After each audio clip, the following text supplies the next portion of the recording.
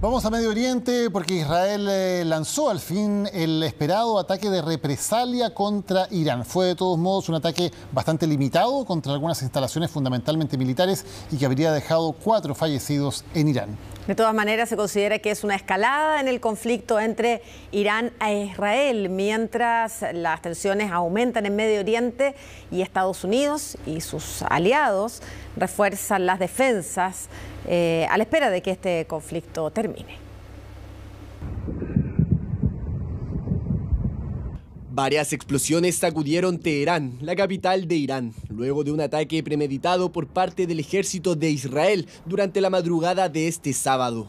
Todo en medio de una escalada de tensión entre ambos países y la región de Medio Oriente. Explosiones que desde Israel dicen justificar como respuesta a meses de continuos ataques. Y con estos bombardeos dicen haber completado la respuesta ante los ataques de Irán.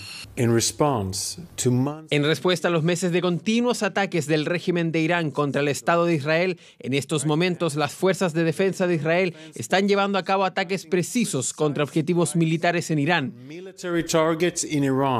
Además, señaló que sus unidades militares están activas y movilizadas en la región. Como cualquier otro país soberano del mundo, el Estado de Israel tiene el derecho y el deber de responder. Nuestras capacidades defensivas y ofensivas están plenamente movilizadas. Haremos todo lo necesario para defender al Estado de Israel y al pueblo de Israel.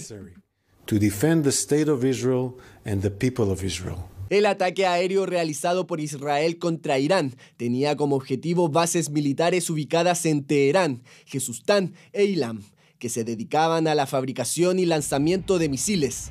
Autoridades de defensa iraníes señalan que recibieron daños limitados, pero el ejército iraní contabilizó 4 soldados fallecidos tras el ataque.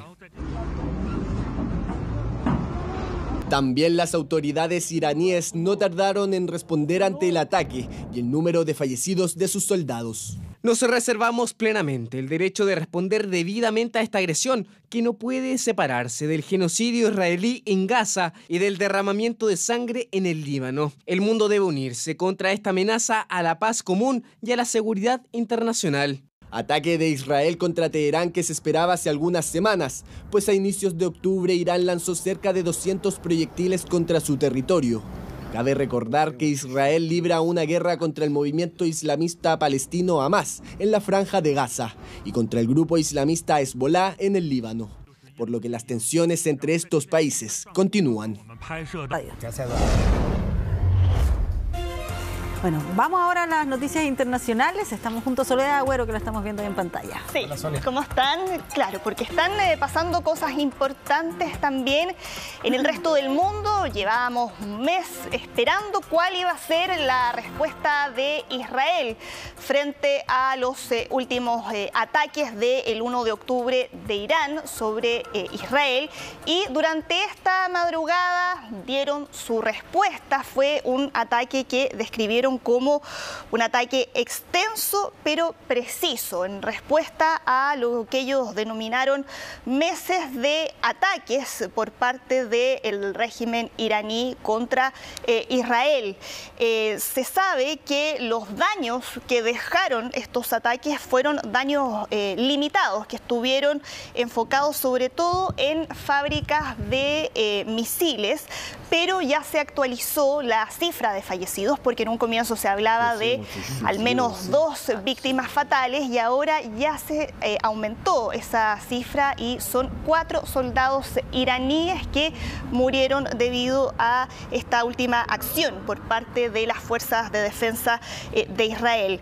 Todo esto lleva a pensar nuevamente hasta qué punto puede seguir escalando el conflicto. Parte del temor que tenían algunos países era que la respuesta de Israel pudiera estar orientada a atacar centrales nucleares en Irán. Eso no ocurrió, como les decía, estuvo enfocado en instalaciones militares, pero ahora la gran pregunta es ¿cuál va a ser la respuesta de Irán? Sí. Que ya dijo que va a responder. ¿Qué ha dicho la comunidad internacional al respecto? Porque ningún esfuerzo, nada ha servido como para tratar de bajar un poco los ánimos. Sí, han salido nuevamente a condenar este ataque desde Estados Unidos o Reino Unido, por ejemplo. Advirtieron contra el peligro de una mayor escalada en la región. También países de Medio Oriente, Egipto, Qatar, Arabia Saudita han condenado estos ataques y que, claro, yo ahí les mencionaba que ambas partes han reiterado que tienen el derecho y deber de defenderse. Desde el régimen iraní señalaron que estos ataques no van a quedar sin respuesta, pero nuevamente acá la respuesta que hubo por parte de Israel es si el régimen de Irán inicia una nueva ronda de escalada, nuevamente van a estar obligados a responder. Tenemos declaraciones de las fuerzas de defensa de Israel para que pasemos a revisar. En respuesta a los meses de continuos ataques del régimen de Irán contra el Estado de Israel, en estos momentos las fuerzas de defensa de Israel están llevando a cabo ataques precisos contra objetivos militares en Irán. Como cualquier otro país soberano del mundo, el Estado de Israel tiene el derecho y el deber de responder. Nuestras capacidades defensivas y ofensivas están plenamente movilizadas. Haremos todo lo necesario para defender al Estado de Israel y al pueblo de Israel. Bueno, desde la guerra contra Irak, desde la década de los 80, que Teherán, la capital de Irán, no sufría un ataque militar. Por lo tanto, más allá de que los daños hayan sido limitados, este ataque sí se podría describir como significativo, pero nuevamente, y recordando lo que ya había ocurrido en abril con la respuesta de Israel a los primeros ataques directos por parte de Irán, pareciera que la señal que están tratando de dar desde Israel es mostrar su poder disuasivo frente a este tipo de acciones.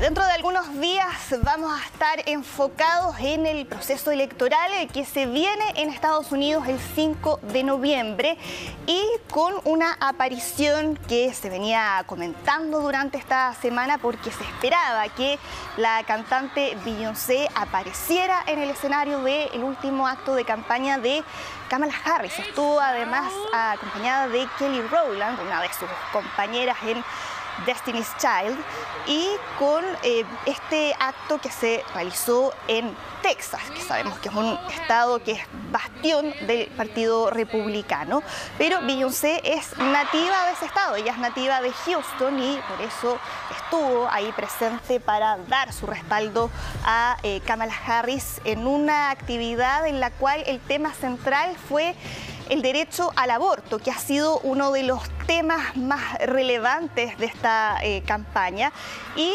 donde Beyoncé ahí entregó algunas palabras en relación a eso, porque parte de su discurso señaló: no estoy aquí como una celebridad, no estoy aquí como política, estoy aquí como madre. Tu libertad es tu derecho dado por Dios, tu derecho humano, que ha sido ahí uno de los temas que preocupa sobre todo a las mujeres, al electorado femenino, que podría ahí también marcar una diferencia importante en esta elección. Claro, en términos generales muchas veces a los artistas no les gusta tanto involucrarse en política, pero en el caso de Kamala Harris ha habido, no es la única ella la que ha estado también sumándose a esta candidatura, ¿no?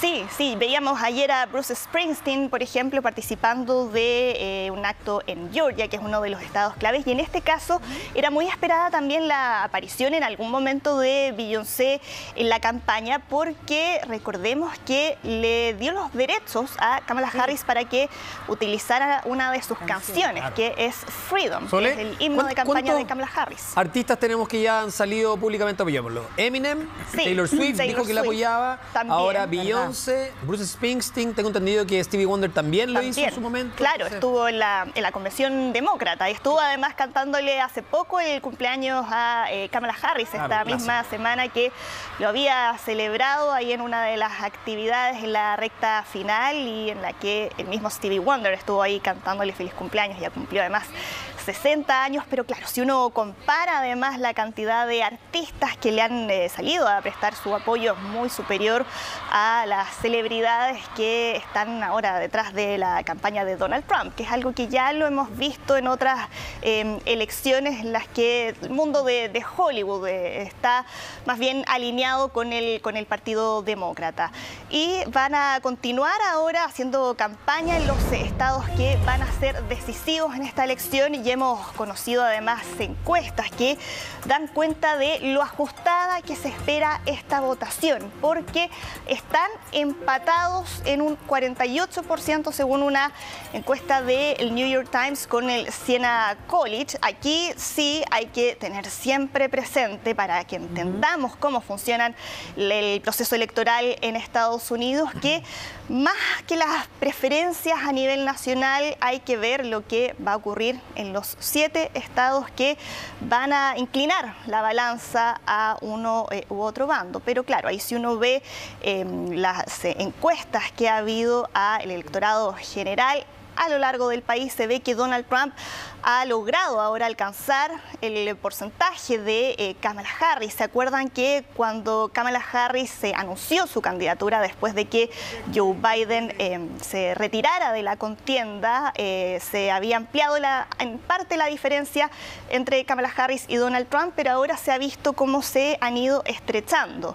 Sin embargo, acá, y por eso que estados como Michigan, Nevada, Georgia o Carolina del Norte han sido escenario de las últimas actividades de los candidatos, eso se explica porque acá en Estados Unidos el voto es indirecto. Aquí se eligen representantes del colegio electoral, que son los que van a escoger al próximo presidente, y ahí el candidato que gane, aunque sea por un voto en cada estado, va a ser quien se va a quedar con todos los representantes de ese estado. Y ahí el estado clave por excelencia, el que vamos a estar observando el 5 de noviembre, va a ser el estado de Pensilvania.